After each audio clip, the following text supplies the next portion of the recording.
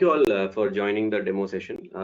So today we will be seeing a bit on the what all things we will be covering with this DB Performance Engineering course, especially like how our course structure will be, and what all things will be the which will be in our scope, right, in the course. And we'll also try to see like what all can be covered and what all is a little out of scope, and what is the use, like what is the value which you will carry after this course, and those things we will try to see today. And also from this you will understand like how this course will be useful in your project, especially people who are pursuing performance engineering very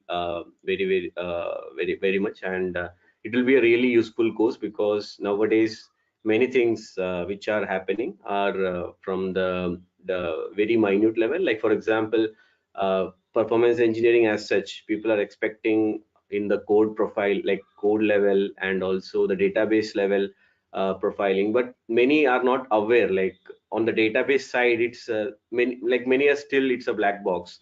And many things like it's a fear box for some people, like there will be a lot of SQL language there, and it will be very it might be little tough for us and those things. So we will try to understand those, like um, is like how complex things are and how it will be useful.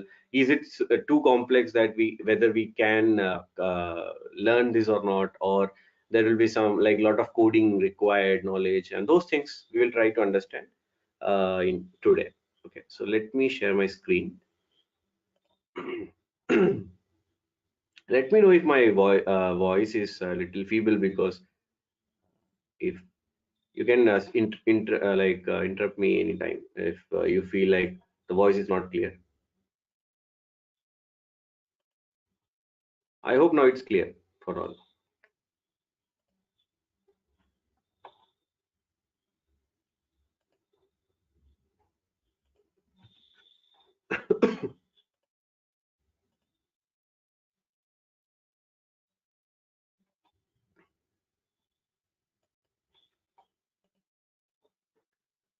Yeah, so basically if we see database performance engineering, or better than saying it engineering, I can call it database performance tuning. Okay, because here we are more looking into the optimization, right? So how well you can optimize many things. Like for example, how well can you optimize the architecture, like if you have a Oracle DB, so how the architecture can be well tuned, optimized, so that your resources are being used properly. Okay, so how do you do that? The techniques for that, the tools for that, and some hints, or we can say some tips and tricks to do that, those things. Okay, so that will be covered. And also the second thing is, one is architecture, the second is the query itself, right? Because whenever we speak about database, there are two things, or the two major we can say pillars to the tuning. One is the architecture, the database itself, the DBMS whichever we use, and the second is the query, right? Whichever query we write, and how do we tune it, like the process, the procedures, and the tips and tricks for that, like how you tune those queries. And when this query comes into picture, like many have this doubt, or we can say a query, that do we need to know SQL very well? So I will say it's not that you need to have a very big command over SQL, but what we expect is a basic knowledge. Like for example, you need to know a little bit of select statement, insert statements, little bit of and, or, and all. Then you need to know a little bit of what is a how to fetch a data from a table. Simple. Okay, so if you know the such basics, a simple basics of SQL, that's more than enough. Because here we are not developing anything as such, but here our main goal is to achieve, like to make you capable of providing those recommendations, okay, required to tune your database, or to tune the system which you are using, so that instead of a query you can run 10 queries with the same resource, right? So those are the value additions which we are looking for, and which doesn't require a very detailed knowledge of SQL now.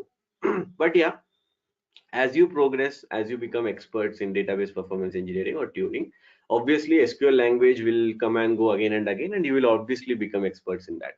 So that's a later on. So now if we see the course structure, let me go to the website.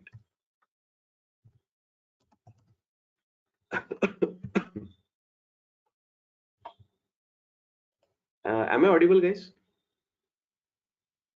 Everyone? Yeah, Vishnu, we can hear you. We can hear you. Okay, okay, yeah. There is a pin drop silence, so I thought maybe it's a night session. So is it like the excitement is less? Nothing like that, because you are just sharing the information. We are just Yeah. hearing minutely. Mhm. Thank you. Yes. Yeah, yeah, yeah, yeah. Thanks, Arun.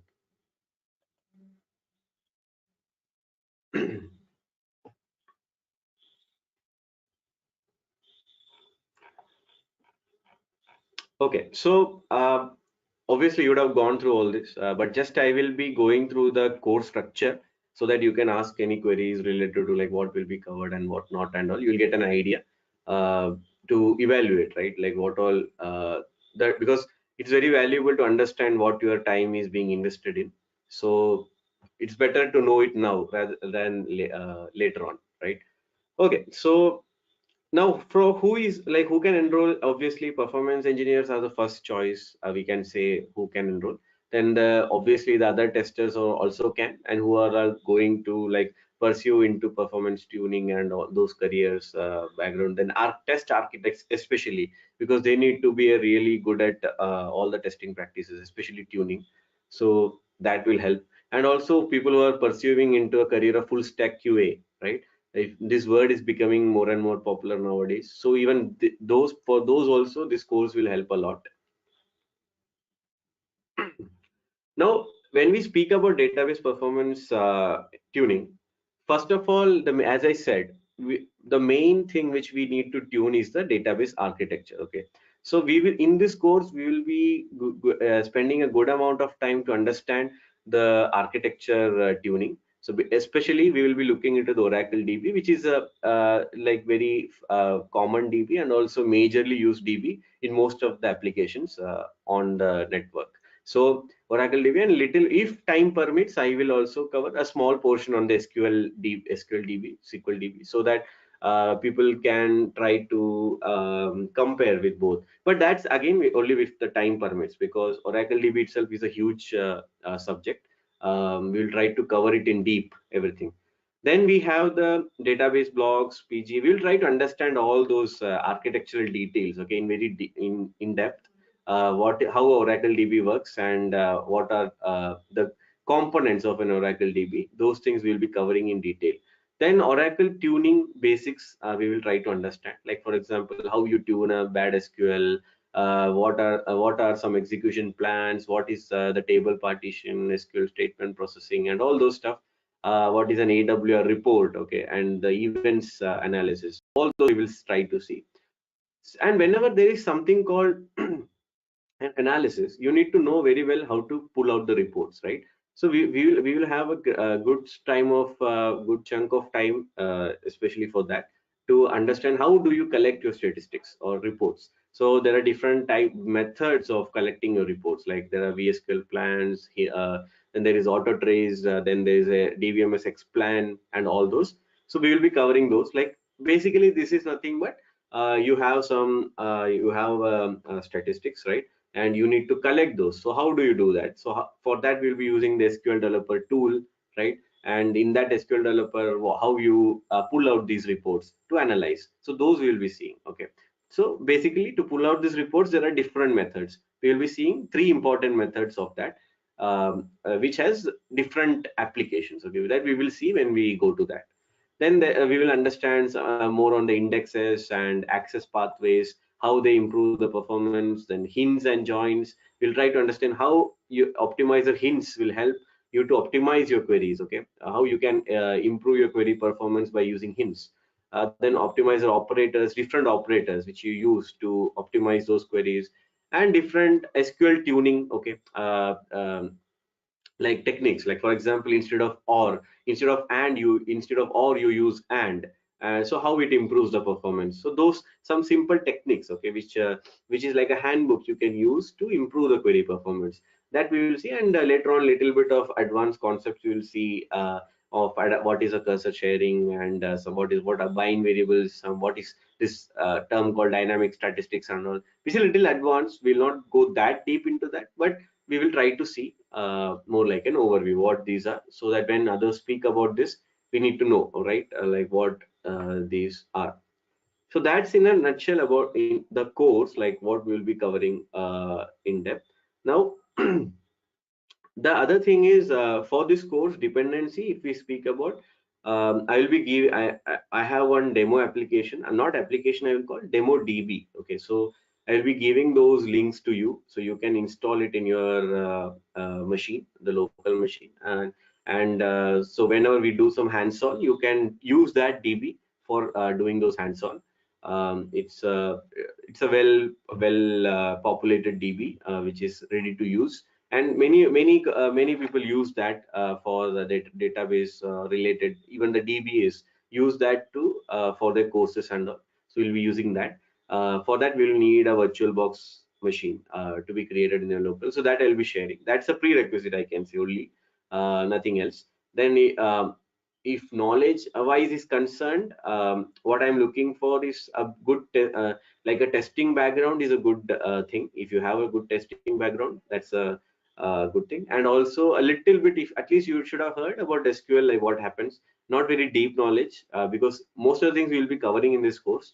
With that itself, you will get the idea of SQL and all, like what is it. But if you have a bit of a good knowledge means like at least some basic statements you can write, that's more than enough. So that's a prerequisite which I'm expecting. So anyone, any question from the course structure or course syllabus?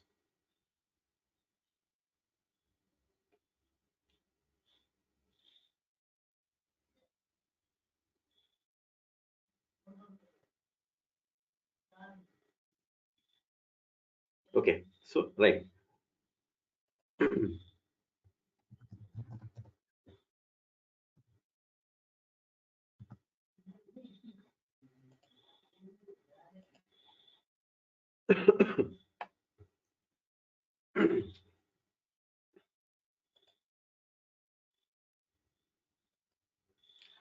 Now let's start with the sessions. Basically, today we will try to see a bit on the, as I said, on the architecture side. So how basically, how do we tune the architecture, and what are some important components inside the Oracle DB? Okay. So now, this question might come into your mind, like what is the necessity, right? SQL tuning, like why is it necessary to tune the SQL? Because we might think, okay, the Oracle DB itself is very capable of giving high performing queries to us, the outputs and all, and the milliseconds, like then could be like queries will take only 2 milliseconds or 5 milliseconds. So why do we need to tune this? So basically, that's a good question. Oracle is a very strong database, because it has evolved with time. Okay, and it's a very old database, so it itself does many things to improve the performance. Okay, but see, always there are some manual things which we can do and improve the performance. Now, for example, now if you have a query which is taking 5 milliseconds or whatever, now if the records, or we can say the volume is increasing, that 5 milliseconds might reach even 1 second or 5 seconds or 10 seconds, as per the amount of volume of data which you are trying to insert and all. So now if that 5 milliseconds you can bring down to, let's say, 1 millisecond. Okay, I will not say time, there's something called cost, okay, in performance engineering of database very specifically.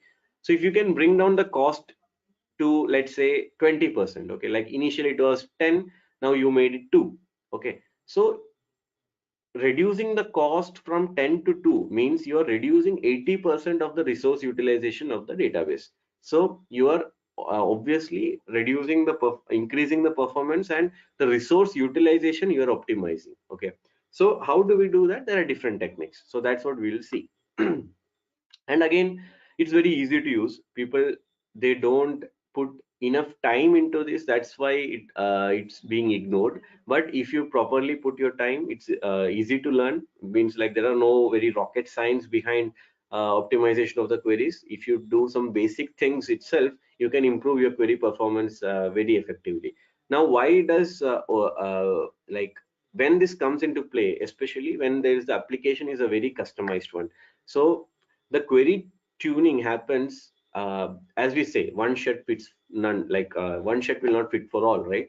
Similarly, every application has its own needs. So if you try to tune those things as per your application, you can like uh, save a lot of cost and resource as per the need. Okay. Now let's see how we can do that. Okay. So especially when it comes to the DB, Oracle DB. So we need to understand the architecture. Okay, so how does this Oracle DB work, and what are the different architectural parameters in that? We will be seeing that. Okay, so let me open the. So let's jump into the architecture a bit. Okay.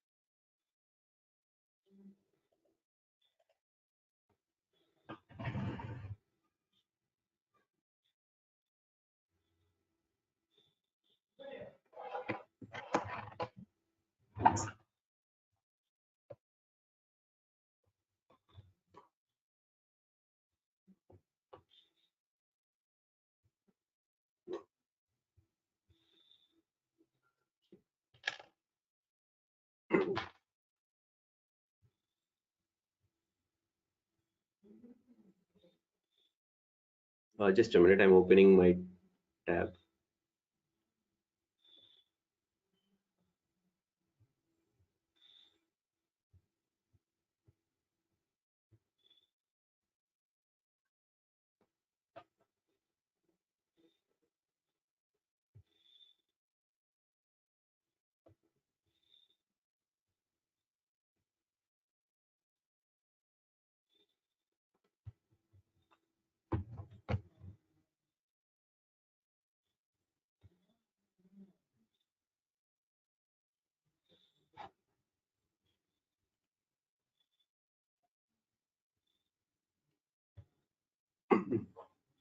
Yeah.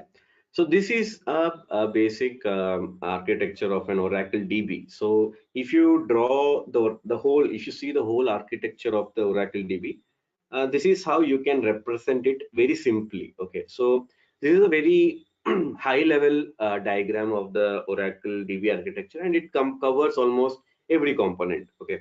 Now if you see this architecture of an Oracle DB, there are multiple sections to that as per the functions which it tries to handle. Okay.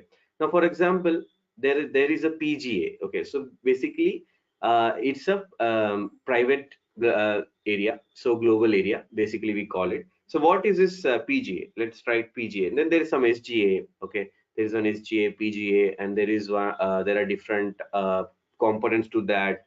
Okay, so we'll try to see those in one by one in little detail. Okay, what these are and how it constitutes to our like how they what are the functions of these layers and how it helps us. Okay, so let's try to see that.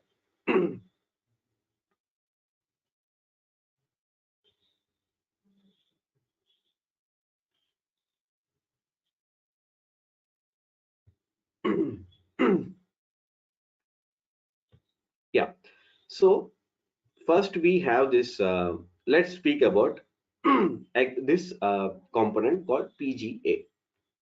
Now, see, whenever there is a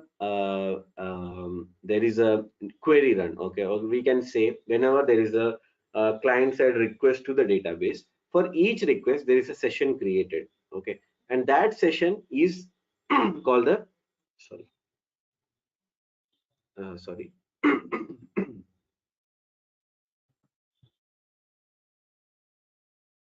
bad climate. Yeah. So there are different sessions. So there are different areas created in the PGAs. So each area we call it the private SQL area. Okay. Now, what is the importance of this area? So here the session level data or information is stored. For example, whatever the query is being sent, so that level of data. Okay. So not the so each user will have a separate data, right? So those are stored in this private SQL area. For each user, that many number of private SQL areas will be created. Now, this is the PGA. Now there is something called an SGA. Okay, and SGAs are basically it's a shared global area, not private. Okay, so now what is shared? So this is being shared by all the users. It's not only for the one user. Okay, so now what are these sharing activities done? Right, we need to understand. So let's see this one by one. What are the importance of these?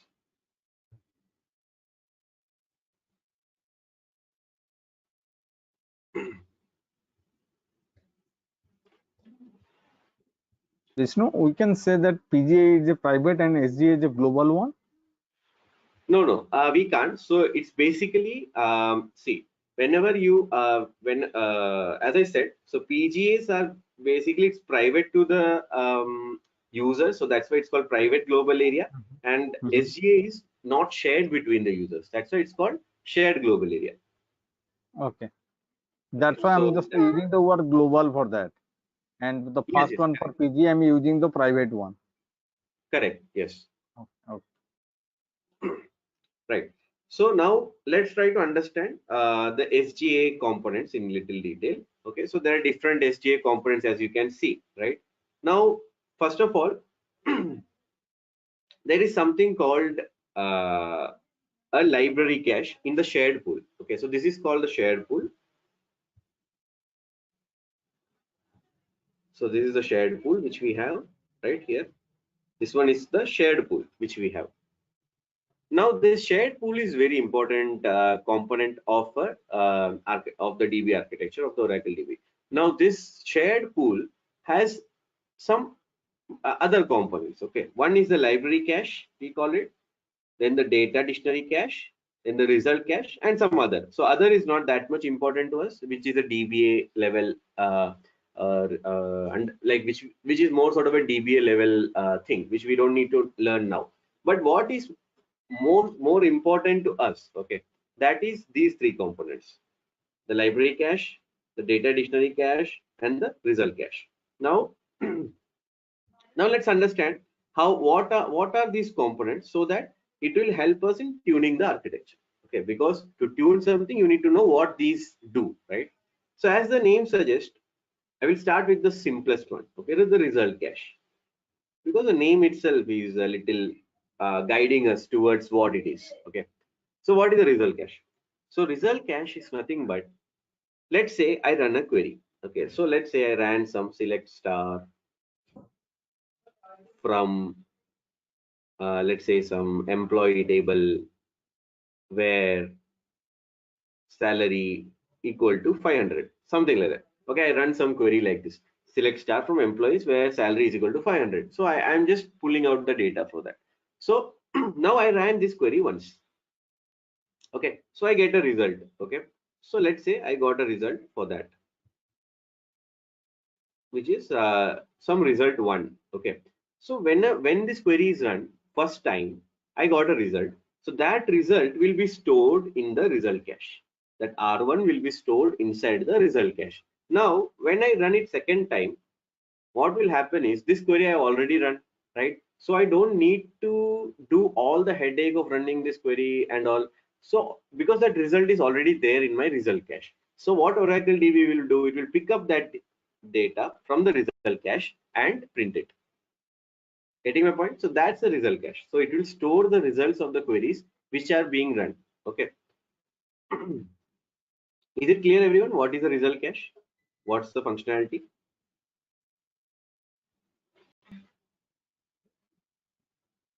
Okay, I'm hoping no questions, so I will move on. So next is the data dictionary cache. Okay. So now what is this data dictionary cache? So data dictionary cache actually stores the table definitions or the table schema we can call. So let's say again you ran this query for the query which we said, right? Select star from employee table, and that's all. So now this employee table is there, right? Which we are accessing. So once we have accessed that table, so what my Oracle DB Oracle will do is it will store the employee table related schema, or we can say the table related data inside the data dictionary cache. So what will happen next time when I pull the table employees table, that table, how many rows are there, how many columns are there, how many indexes are there, and those details, no, I will get all those from the data dictionary cache, the table schema details. Okay, so automatically I don't need to go further and check the database for those details because it's already there in the cache, and cache is always the fastest memory. Is my voice audible? Because it's raining little heavy here, so my voice could be okay. Yeah, thanks Dave. It's fine. Okay, Vishnu, see, what are the query you are just firing in the first time, it is not coming to the cache, right? That's why your first transaction is going to be more time compared with the second one, because it's in the cache or the fastest memory, so that whenever you are anybody is going to hit the second time that particular query, it will take less time. That you are trying to say? correct. Yes, yes. Okay. Okay, okay, sure, sure, Dev. I will explain you what is data dictionary cache. See, basically, okay, but then to make it more clear, anyway, I will be going deeper into these components, but this is more sort of overview. But okay, since this question is there, let's try to understand what is a table schema first. Okay, so now what is a table schema? Basically, in database, table schema is nothing but the table related data. Okay, so table related data is, let's say you have a table. So how many rows are there? How many columns are there? And how many indexes are there? What type of table it is? What data types are being used? What's the block size? So those details. We'll go to these in detail. These terminologies. No need to worry. Like what is block size? I don't know, because we'll be seeing what is block size. But for now, you just need to know, like it's more sort of like you have a table. To access the table, to get the fetch the data, you need to know, right? Well, it's more sort of like a we can say and a summary of the table. It's called the table schema. So now that table schema is stored inside this data dictionary cache. Now which table schema? The tables which we have accessed. So let's say when if I run a query, select star from employees. So here I'm using the employees table, right? So that employees table schema will be stored inside the data dictionary cache. Now next time, whenever this employee table is being accessed by any query, that data is regarding that table schema is already there inside my data dictionary cache. I don't need to go further deep to get those details. Okay. So from here itself it will take. So it will save my time and resource. So that's what the use of a data dictionary cache means. And that's why it's called a dictionary. So dictionary means like it has the table related data. I meant not the internal data, what all is there inside the table, but how many rows, how many columns, what all indexes, and those details. Okay. So that's stored inside the data dictionary cache. We will go a bit deeper when we see the data dictionary cache in detail. But for now, it's more sort of, it stores the table schema, right? Dev, is it clear?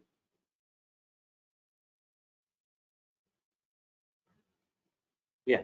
Okay. Thanks. So now let's move on to the library cache. Okay. This is a very important. Sure. Thanks, Dev. Yeah.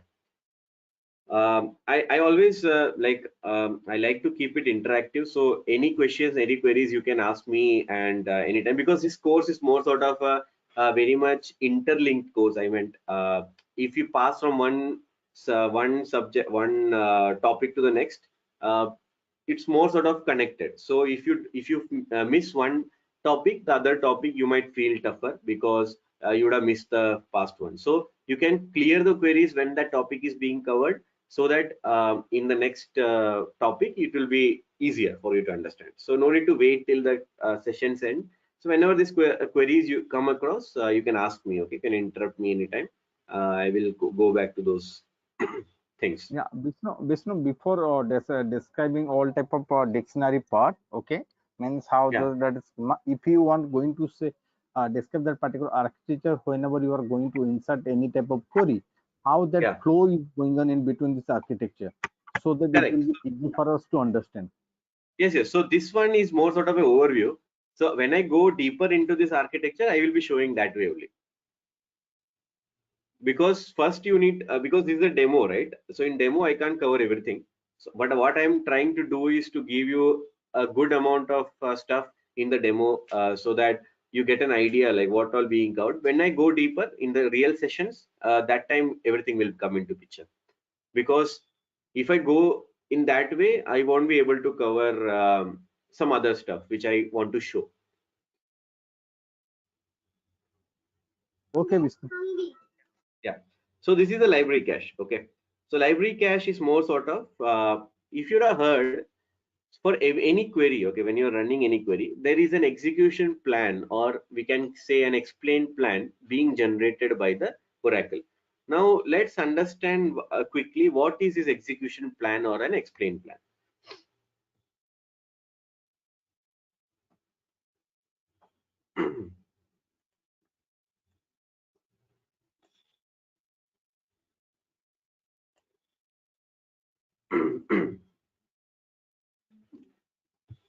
Now let's say I'm running a query. Okay, so now I have a query. Let's say query one.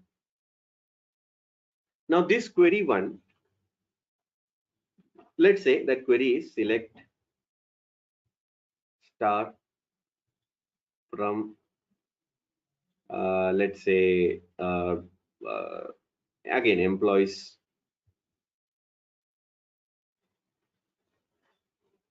where some salary parameter is equal to some 500, something like that. I'll have a query like this. Okay, so this is my query.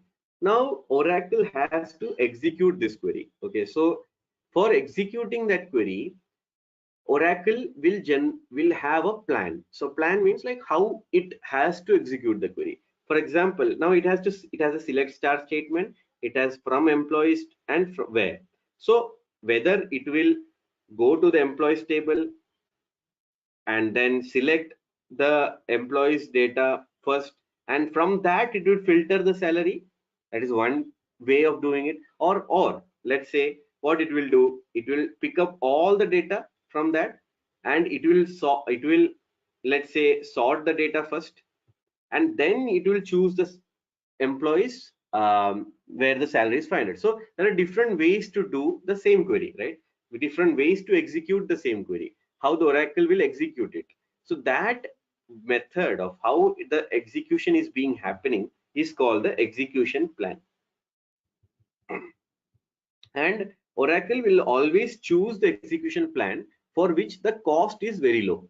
So there is something called a cost parameter, as I said, in the Oracle DB or any DBs when we speak. So this cost basically is a metric we can call, which covers most of the resource utilizations like the CPU, the IO operations, and all those. Okay, we will go to that in deeper when we go ahead. So this cost it will try to reduce. So it will choose a execution plan for which the cost is very less. Okay, and that execution plan it will use for that query uh, later on, like whenever that query comes into picture. Now, where does Oracle DB store this execution plan? Whichever execution plan it has used to execute a query, where does it store it for the future use, right? Like you had a query, now you have executed, you have execution plan for that. So whenever that query will come next time, you need to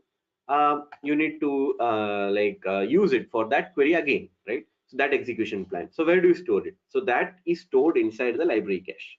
So library cache stores the execution plan of a query. Now all this storage, okay, now you will have a question, okay, in this execution plan is getting stored, in this table schema is getting stored, in this result is getting stored. Now how does this get stored, like in what form, right? So these all these things are getting stored with something called a ID. Okay, so let's say if I have a execution plan being stored in the library cache, each will have a specific ID, and that ID will have a specific execution plan already mapped. So if whenever Oracle finds, okay, that query is being run again, okay, so it will look for that ID and run the execution plan whichever was used for that ID. That's how it happens. Now we will see it in detail as we move for now, but I guess now you all are aware, like what is this shared pool area and what does it do. Basically it will store all those we can say the recurring sort of data which are being processed each, because these are little heavier activities. That's why we are storing it in cache. Now why this storing it in cache is happening is because now there are different components, right? There is PGA, right? There is SGA, there is a disk. So now whenever something is not there in the cache, any of the cache, it is always taken from the disk. So this is the disk, right? And whenever there is some operation happening from the disk, it is costly. Costly means it is slower. Okay. And to avoid those costly operations, that disk operations, what Oracle does is it stores in the cache. Okay, so now let's say if I'm running a query for the first time, I doesn't have the execution plan. So that query data, it will pick from the disk. It will generate an execution plan. It will execute the query. Then once the query is being executed, it will send the executed data to the user back. Also at the same time, it will store the data of those query. For example, the result, the table schema, the execution plan inside the cache. So when the second time, so first time executed, it will go to the disk. Second time, when the same query is executed, it will not go to the disk. It will not go to the disk. It will go to the cache, and which will reduce our time a lot, right? Because we are not using the disk, because the disk operations are very costly. Now, can anyone guess? Like we have stored the execution plan, we have stored the table schema, we have stored the result, but there is something else which we haven't stored. Can anyone guess what it is? Which we can use again and again. What could it be? Vishnu, Any? I'm unable to say that one, but one question is coming in my mind before giving that answer. Okay, Suppose okay. I'm just making an execution with every time a new user. Okay, in that case, if any Mhm. user is going to fire, then case is not going to work for that particular user, right? Correct. Yes. So basically, there is something called hard parse and soft parse. Okay. Hard parse will happen every first time. So any new query, first time it is executed, it's a hard parse. Then soft parse is basically whenever the cache activity happens. Okay, so whenever that query is being executed second time or third time, it will always be soft parse until the data doesn't change. If the data changes, again the hard parse will come into picture. We will go to these in deeper, but yeah, since you asked that question, yeah. So every time, that's why whenever you run a query or some application performance testing as such, you would have seen, like whenever you're doing it first time, that data should be inserted, or the data DML operation which you're doing, okay, it should be for the first time. If you do that, you will see the variation in time which it is taking. First time, if it is like 1 second, generally, okay, the cache will reduce 70% of that time. For example, if it is 1 second when you do it for the first time, second time it will be around 300 milliseconds surely. It will reduce that time that much, the cache. Okay, so that's why the first insertion will be always little heavier, because it happens through the disk.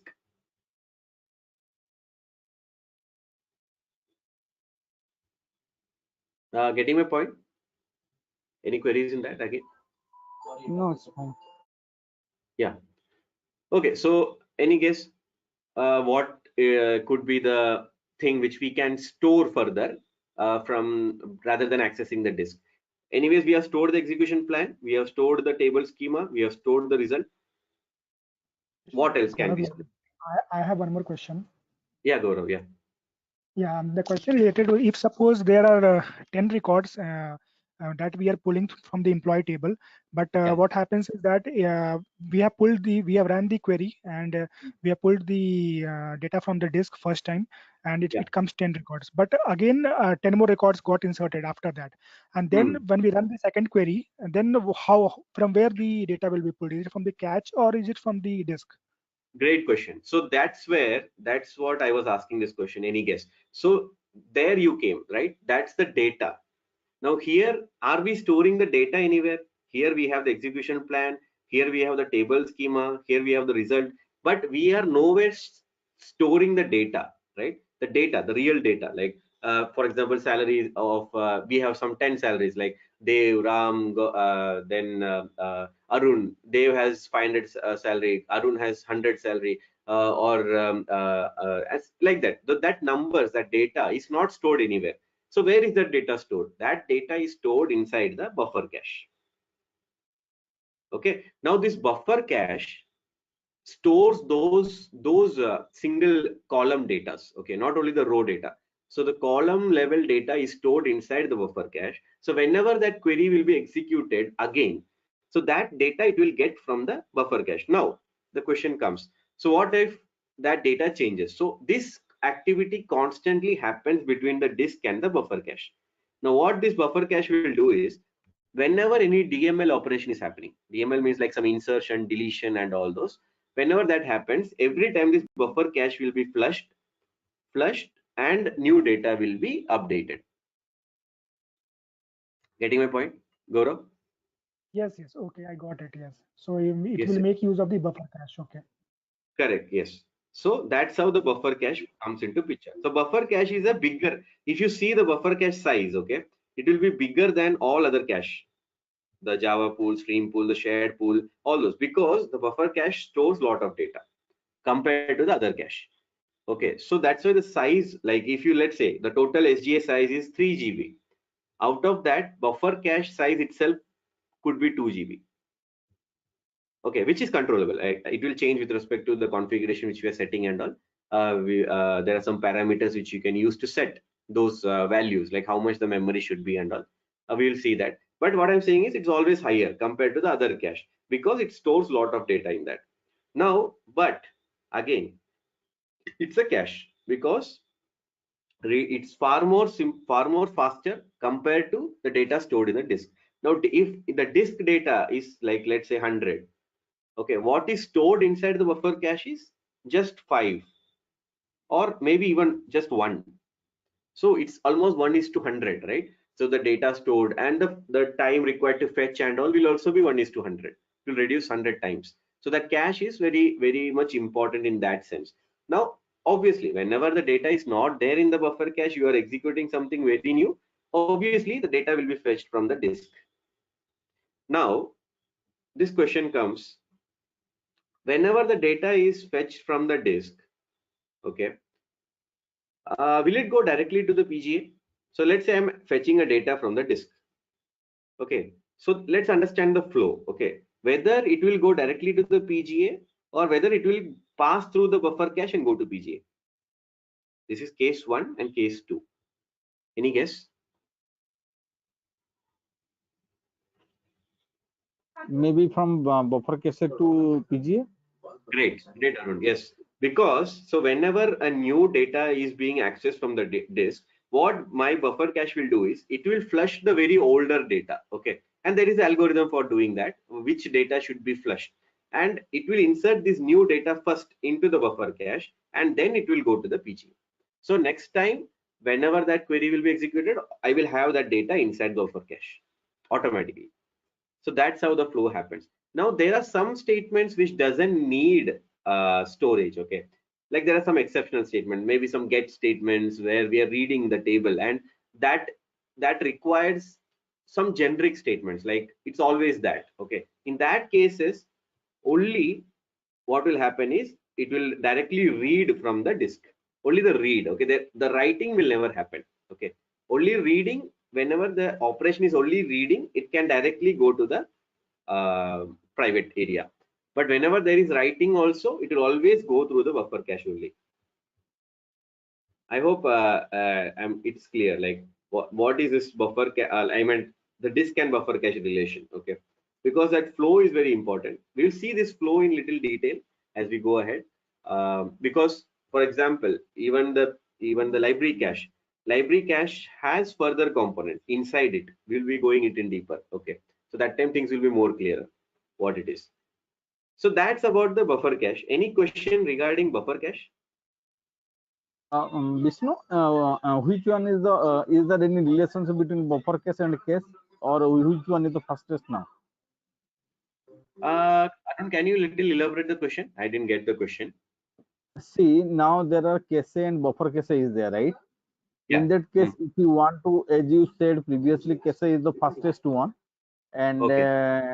In that case, can you compare with buffer cache? Which one is the fastest one to get the result? Actually, see, I'm just trying to understand your question. So basically, what you're saying is, first time you ran the query, because even your sound was little feeble. I didn't Yeah, get that. it's fine now.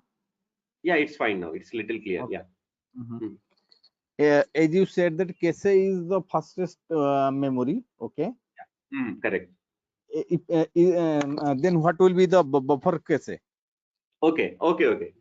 Yeah. You got So it now, question, right? Yeah. yes. Yeah, got it. So basically, you see it in such a way.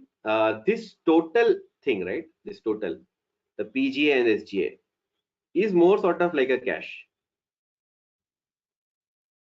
Okay, so this is more like a cache. Now this total is a cache. Inside that there is something called a buffer cache. Now what I meant to say is this thing and this thing is different. This is the disk, right? This thing total is a disk. It is not the cache. But this total thing, the PGA and SGA, constitute the cache. Okay, now inside that cache there are different types of cache: the library cache, the dictionary cache, the result cache, and different cache. In that, the buffer cache is the cache which will store the data. Data means the column level data. Whatever the numbers and all, everything will be stored in the buffer cache. Is that clear now? So this is also a cache. Like this is also a cache. There's not like everything is cache only, but different types of cache. Is it clear, Arun? Yeah. Suppose Vishnu, I'm just writing a function web underscore clear underscore cache. Okay. In that case, it is not going to clear the server cache, right? No. So this It is will clear the cache only the browser part only. correct. Yes. Obviously. Okay. Now this cache, if you want to clear it, there is something called the Oracle level memory management, which you need to do. Okay, so every time you can clear the cache, you can flush the cache, but for that you need to go into the DB and run some queries to flush that. Okay, but there is automatic memory management also. There is something called automatic memory management, so that we will see as we progress. So basically, whenever let's say library cache is full, like let's say library cache is 50 MB. Okay, now it's almost like 48 MB. Now it needs to clear the data, right? Because it needs to add new data to it. So how will it do that? So there is something called automatic memory management feature of Oracle, which will do that. There's an algorithm which is running. Specifically, we can set the attributes, different attributes. We will see what are those attributes. Using that, you can command Oracle. Okay, whenever it hits 48, flush the data and with a specific signature. For example, flush the data which is very old and which is never used. So those data you delete it. So those things, such things we can command Oracle and it will maintain the memory. And it is a very important bottleneck. Okay, so when it comes to performance, we always need to know how much memory spare we have in these cache, because what happens generally, like let's say if my library cache is 50 MB. Okay, now my library cache is hitting 48 MB. Obviously I will see lot of performance degradations due to that. Now, so what I need to do, what's the fix? I need to do either I can flush the library cache, so that I can reduce that, I can increase the size of that, or and once I optimize the query, I can hold more data in that library cache. That's the first solution. Second solution, what could be the solution? I need to increase the size of the cache. Then only I can improve the performance, which is the very I meant last solution, because increasing the cache is a costly affair. You can't directly increase without any justification. Okay, so that's the last option. But yeah, these are the bottlenecks which you see. The cache size, okay, is very important. So how do you get the cache size? So those from the reports you can come to know, okay, which is like getting full, and if the buffer cache fragmentation issues are there, okay, you would have heard disk fragmentation. Similar to disk fragmentation, there are the buffer cache issues also. Okay, so how to fix those, we will see that in later sessions. Vishnu, I Is have it? one more thing. I have, Yeah, this go. is Gaurav. Yeah, I have one more thing. So when does the interaction happen between the disk and the database buffer? Is it in case of insertion, deletion, or uh, manipulation or updation? Is it in these cases only? Yes, correct. No, in reading it will not happen. In reading, generally, if the data which needs to be read is a very huge, it will directly take from the disk. But if the Okay. data what I need to read is smaller, which is already available in the cache, it will pick from the cache. Okay. Vishnu, Okay. we can say that that is a DML statement only, right? Insert and delete. Correct. Yes. So Yeah. basically DML, like whenever the data is updated, okay, we can say in the disk, or like you delete something, you insert something, you merge something, okay, during those things. Yeah. And what are the things you just described, like your automatic memory management, like your GC, how it is happening in Java? The same thing it is going to happen here.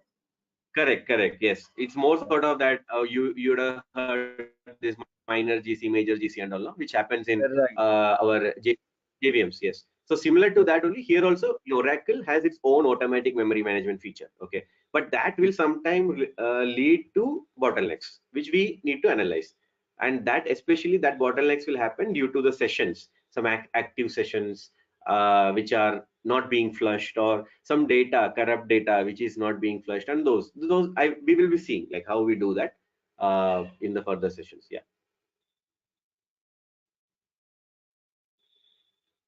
Okay, so any other question? Then we will move to the redo log. Like this is the last component which we need to see, right? Which is important. The Java pool, again, Java pool is basically it will store some Java level objects and all, which is not that much important to us as a performance engineer. We don't tune that much. Even the stream pool is for some video streaming and all of those things, types of stuffs where the streaming happens. So those are related. So again, this is also not under our scope. Even the large pool. Okay. So majorly, a performance engineer will be very much interested in the shared pool, the PGA, the buffer cache, and the redo log buffer. These are the four important components which a performance engineer will look for optimization. Okay.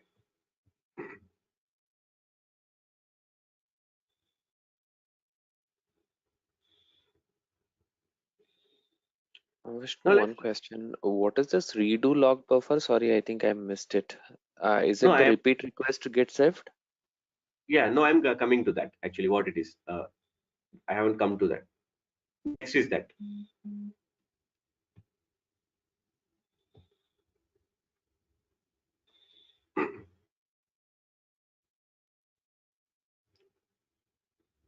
Yeah. So now let's try to understand what is redo log. Okay. So redo log, from the name itself, any guess which comes into your mind with the name. Okay, the redo log.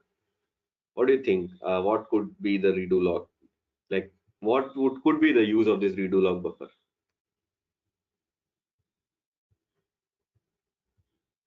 Any guesses? And wrong answer is also not an issue. We are like it We makes the class. heard about undo and redo. Okay, the means as per my understanding, what are the execution you have done that comes under here itself?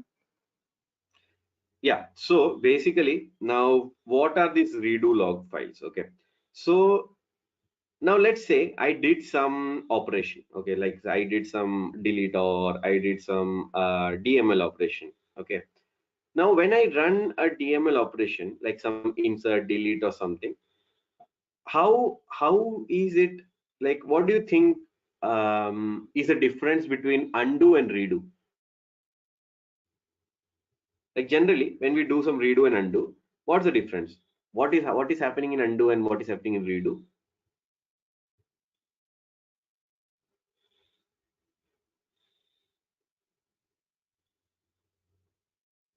Okay, so I will come to that. No worries. So basically, see, whenever you are doing some update, like let's say you did some insert, update, or delete, or let's say you create something, or you altered some table, you dropped some table. Okay, that time, every time one redo log entry will be made by the Oracle. Okay, now this redo log entry, what it does is, so now let's say when I do that operation, okay, some sudden failure happened. Sudden failure means some disaster level issues happened, okay, or like let's say my server crashed, or let's say I need to do some I need to whatever I did was wrong, and I need to quickly recover those things and all. Okay, so these redo logs will be used for that recovery operations. Okay, the quick recovery, like see, this is not related to rollback, that you need to remember. Rollback is a totally different thing.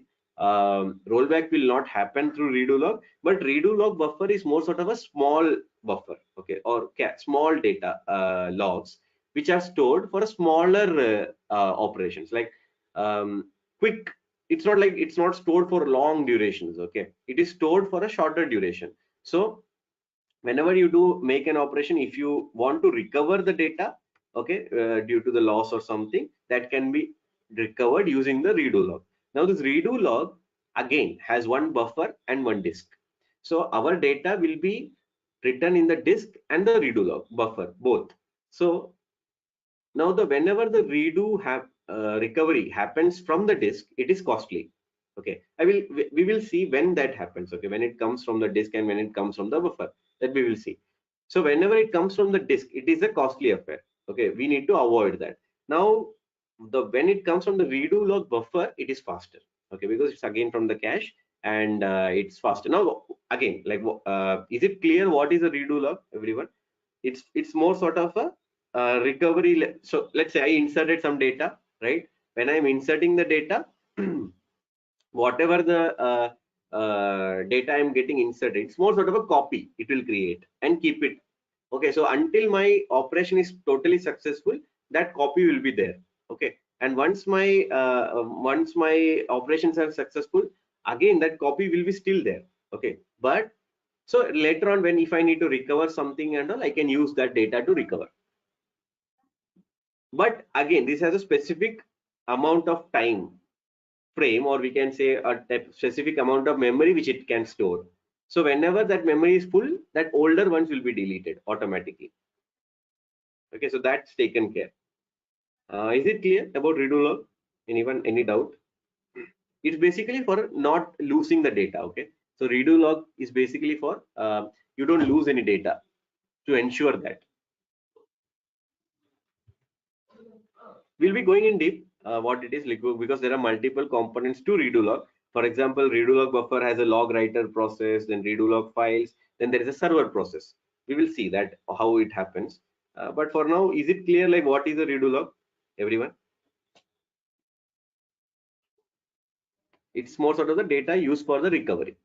In simple words, if you see, say. Means if something is going to be crashed, then how you are going to recover those data? That's why we are using redo log, we can Yes, say. correct. Automatically, you can recover the data. Yeah. Okay, okay. Yeah. Okay, yeah, so that's the last important component. Now we will go into these components one by one deeper. Like for example, we have the shared pool, right? In the shared pool, for example, if you see the PGA, for example, the private global area, in that we have session area, we have the private SQL area. In that private SQL area, we have persistent area, runtime area, cursors area. Okay.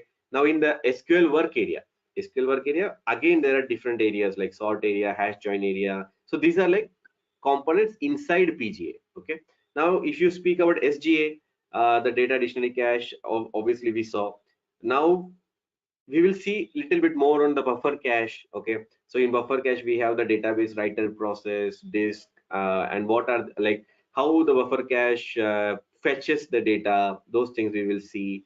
Then we have something called an undo data, right? Like if you need to do, you need to undo something. Okay, so there is something called an undo data. So how generally that happens? Okay, how that undo data is stored. Then how generally this DML operations are processed and all those we'll see as we progress ahead. Okay, so for today I'm not continuing further. I'm stopping here because I won't be able to complete it if I continue here. So let's continue it tomorrow. I meant the next session. I guess it's when it is it tomorrow? Yeah, tomorrow we have the next session. Yeah, so tomorrow let's continue with this. So tomorrow mainly we will be seeing some hands-on example. Okay, because it's more sort of like you get a feel like how we can tune the queries and how we really save the cost. Okay, so that we will see tomorrow, and more on this architecture also we will try to understand. And yeah, so that we can continue tomorrow. If no more questions, we can close the session for today. One thing I want to share with you. Once I have done one type of test, at the time of execution, I was just up to 30 minutes. I was not getting any type of error. Okay, and after Yeah. 30 minutes, I was just getting a lots of error. Okay. Then I'm just moving the same thing twice. Let's see what's wrong, what went wrong to be there. Then Okay. the same test I have done after some time, and I'm also getting that after half an hour, also getting the same type of error. Then Okay. I've just connected with the environment team, and from there I got to know about it that ORH 01000. That is the Okay. main issue, and Okay. it was the meaning that maximum open cursors exceeded. Could you tell me something about that? What exactly it means? So basically, what did they say? What was the error you saw? ORH 01000 maximum open cursors exceeded. Yeah. Actually, see what happens. No, there is something called cursor sharing. Okay, if you, we will see that there's like there is some feature called cursor sharing. Now, what is this cursor sharing? For that, you need to understand what is a cursor first. Okay, it's a SQL level thing. We will see, but now we do. It's little. I can't cover that now. It's little deeper, but yeah, I will say just in an overview. Now, for example, if you run a query. Like let's say something you are running, and there is something called a cursors, okay, which is already set inside the database architecture. Now you can alter that cursors using the command alter system set. I will just give you that command. If you are a DBA, you can do that generally. Okay, just a minute. So there is something called alter system set open cursors. Okay, I will write it down for you. Basically, this is the parameter which is creating the issues of open cursors is equal to some value 3000 whatever. So whenever this open cursors or the cursors which we have kept the max limit, okay, is exceeded, what happens is it will not create the cursors further. Okay, and when that happens, new records or new DML operations won't happen, and that's why you're getting the issues. So basically, that's the main issue. There is a volume which you are inserting, and the attributes or the parameters which you have set in the DB are not matching. So only thing what you can do is either you need to increase the cursor limit, or the other way to do that is to insert it like a queue in batches. Like for example, if you want to insert 3000, so if your cursor is 500, anyways you can't go with 3000. So what you need to do, you need to batch. So you need to divide it into 6 batches in the queue. So you will need an extra layer, extra component called queue. Getting my point? Yeah. Yeah. Cursor sharing, we will see. There is a topic on cursor sharing, so you will clearly understand what is this cursor sharing. But it's a deeper topic. It's a little advanced topic, I will say. So we'll be seeing it at the end, around the end of the course. What is cursor sharing? Okay. Or even you can read it that it is nothing but cursor sharing. If you want to jump into that, yeah. If you read it more, you will get more idea about that. Yeah, that I was just getting at the in the year of maybe 10 or 11, something like that, and not 10, 11, maybe 13 or 14 in between that. And Okay. Vishnu, Giri says, just asking some question on your chart. Oh, did he ask? Okay, let me check. Yeah. AWR, we have one session fully on AWR, like because it's very important. And AWR is a very huge report, the workload repository. Okay, but as a performance engineer, many people don't know that out of the 100 data what we have inside it, let's say I have 100 data in that, only 10 data is useful to me as a performance engineer. So we will see what are those 10 data, okay, and how that will help us in tuning the database. Yes, we will be going through those. We have a one whole session on AWR. It's a very important session because AWR is a starting point of, I will say, database performance engineering. You need to pull out the report, AWR report, you need to analyze. Yes, we already have it. And if time permits, again, AWR is obviously there. There's something called ADDM report also. Okay, so but that I don't know whether if I will have enough time to do that. If I have, I will add some thing on that also. It's basically a diagnostics report, okay, which we have ADDM. Let's see if time. I'm not committing that one, but AWR is surely there. Okay.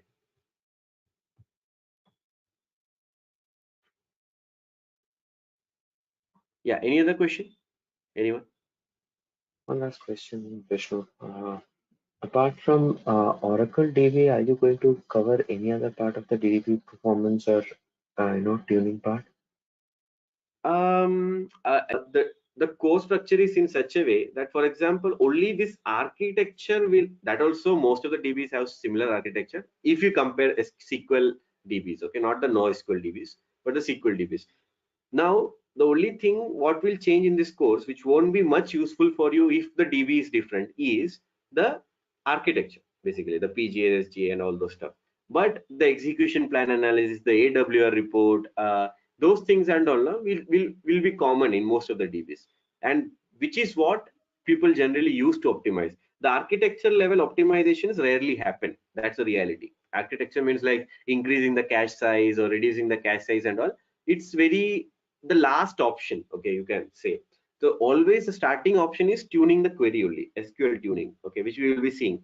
And SQL tuning is common for all the DBs generally, okay. The methods which we use will be applicable to most of the DBs. But yeah, let me see if time permits. I will go through the SQL architecture also. But if I complete all the other critical or priority things which a performance engineer requires, okay. After I complete that, if the time permits, I will even cover the SQL DB architecture, which is basically constitutes 80% of our DB.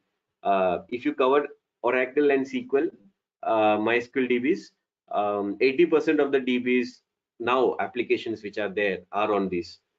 If you see, the other 20% are only the other, like if even you consider NoSQL DBs and all in the market.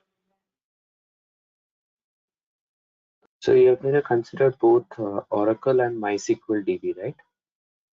Yeah, but MySQL is an optional one as per my time constraints. If Okay, I because can, actually many of the organizations also use MySQL DB. That is what I was just trying to check. Because correct. my current organization, few of the projects, they don't even have the Oracle. They are completely based on MySQL.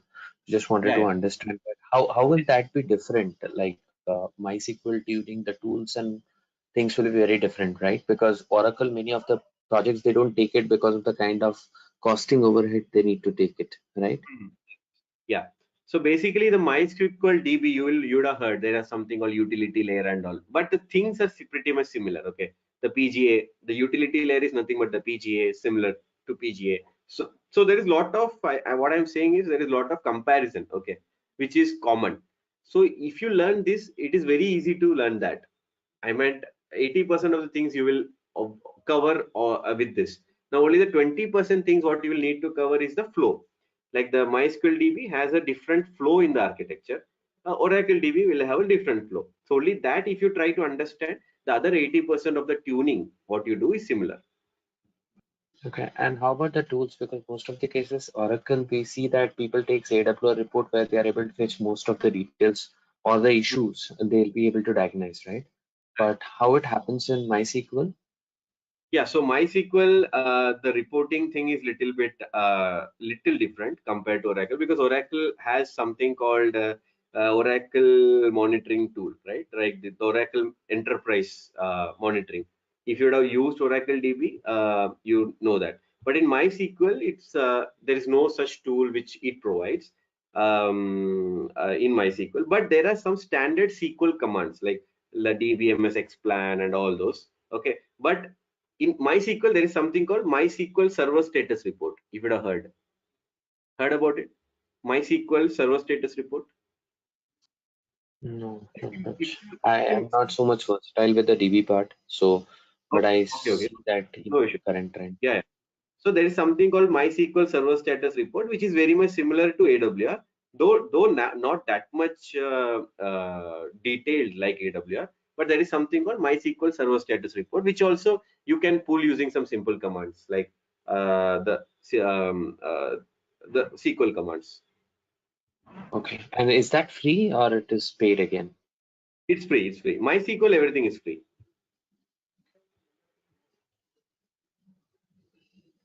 Okay, thank you. Yeah. Any other question? Now, even the MySQL monitoring, no, there are a lot of free tools available, the plugins and all, which you can easily install and analyze. But see, again, it's more sort Can you of name a now. few of those? There's something called MySQL. There is, if you go to this MySQL Workbench manual, no, if you heard, there you can see this. I guess you would have seen this MySQL dashboard, right? Where you get this MySQL status, network status, Yes. the InnoDB status and all, right? Yeah. Yeah. Yeah. So that is similar to the Oracle Enterprise SQL Monitor, right? It's similar. I won't say very much accurate like Oracle because the paid one we can't compare both. Okay, but it's there. Okay. So there are comparisons always, but ultimately, like let's say from the MySQL Server Status Report, you got the active sessions count. Now, how can I reduce the active sessions count by? So that is similar in both the cases. Getting my point? So where to look, what to look is similar, but how to look is different. I meant the report, what you need is different, but in that report, what all things you need to look is same in both the cases for tuning. Getting my point? Yeah. Yeah, so that's what I said. The comparison is similar. Obviously, for free things, there are more challenges because it's free. So MySQL, so there are like you need to run some commands which are, but the community is also very huge for MySQL. Okay, so a lot of commands and other things what you need, you will get automatically from the community. But ultimately, analysis you need to know how you analyze. So that will be similar for Oracle and MySQL. But NoSQL, I will not compare. Okay, with the analysis will also differ for NoSQL and SQL. Okay. How about the PostgreSQL? PostgreSQL is also a kind of a relational database only, right? So that tuning, how does that differ? Similar. Nothing much of a different. It's similar, like the analysis and everything. Things will be similar in PostgreSQL. All right. Yeah. Thanks. Yeah. Thanks, Vish. Okay. Then if no more questions, let's stop the session for today and let's Tomorrow at meet what time? Same time? same time. Okay. Sessions will be on. Only thing is sometimes it will be if time permits, I can, if everyone agrees, I can take on Saturdays, maybe two sometime longer sessions I take on Saturday, so that I can cover some good amount of like I get a continuity. Okay, so there are some things which needs a continuity, so Saturdays. But yeah, again it's based on the audience. If no one is interested for Saturdays, I don't take it generally. But if some people say okay, Saturdays are fine for us, then I sometimes pick some Saturdays. Otherwise, it's general daily, same time as usual. And the sessions, I guess, generally we will have around 20 hours. That's what we plan. But based on the interactions and all, it can fluctuate between 22, 23 hours as per the course, as per the interaction, mainly like how the audience is interacting. So in that sense. Okay. Then I will not pick up more, take more of your time. Anamika, any queries you have?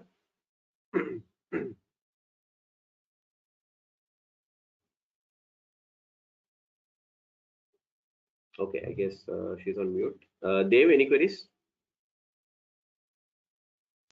I'm good. Thank you. Yeah. Arun, any queries? No, it's fine, Vishnu. Thank you so much for your time. Yeah, thank you. Girish, any queries? No, Vishnu. Okay, okay. Yeah, thank you, Girish. Gaurav? No, nothing else, Vishnu. Thank you. Yeah. Raj?